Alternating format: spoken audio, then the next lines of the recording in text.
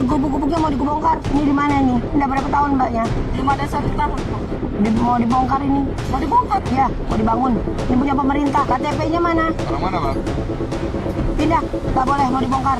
Mana Pak Lurah? Pak Lurahnya tahu nih, kapan nih. Nah, insya Allah terminal ini akan kita jadikan sekolah Siger, SMA Siger Bandar Lampung. Di depan publik, kata sekolah gratis diteriakan lantang. Tapi di balik spanduk kepedulian itu, ratusan siswa justru seperti ditinggalkan di lorong gelap sistem pendidikan yang diduga cacat sejak lahir. Udah berapa lama sih sekolah di Siger? 3 bulan. Bayar nggak? Gratis nggak? Gratis. Modulnya bayar. Apa? Bayar 15.000. Apa? Satu buku 15.000, Pak. Buku apa? Buku modul. Setiap pelajaran harus IPA, IPS, TK, semuanya 300-an, Pak. SMA Siger dipromosikan sebagai harapan bagi masyarakat miskin.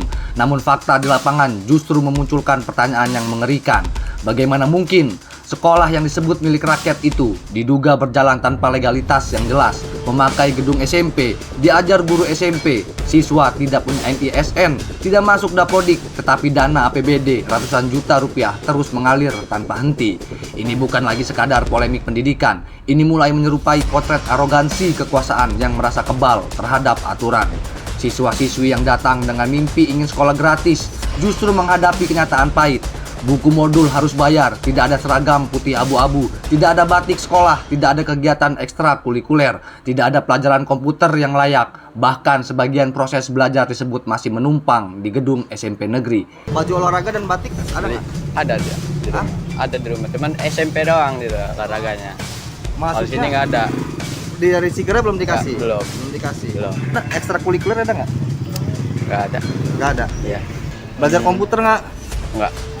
Belum pernah belajar komputer? Belum. Untuk ini Bu, untuk baju itu gimana? Kita beli sendiri apa dikasih? Ya, beli sendiri. Publik pun mulai bertanya, uang rakyat yang sudah digelontorkan itu sebenarnya habis untuk apa?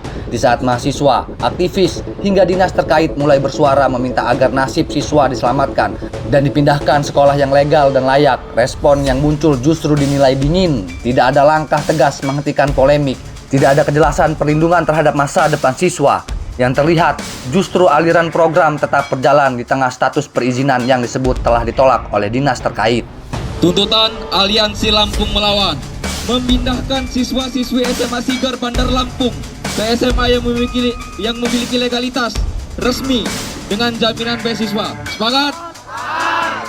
Kalau untuk SMA Siger, tentu itu juga jadi perhatian kita karena buat apa anggaran sebesar itu kalau memang mahasiswa di Siger itu, siswa yang di Siger belum mendapat legalitas yang jelas. Itu jadi poin utama bagi kita semua juga. Kami menolak tegas memberikan rekomendasi SMA Siger terkait dengan izin operasionalnya apabila syarat-syaratnya belum dipenuhi.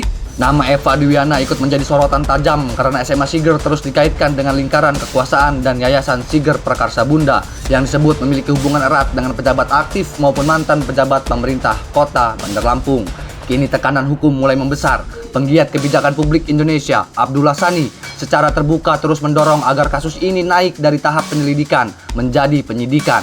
Ia menilai ada dugaan pelanggaran serius dalam penyelenggaraan pendidikan tanpa izin resmi sejak tahun 2025.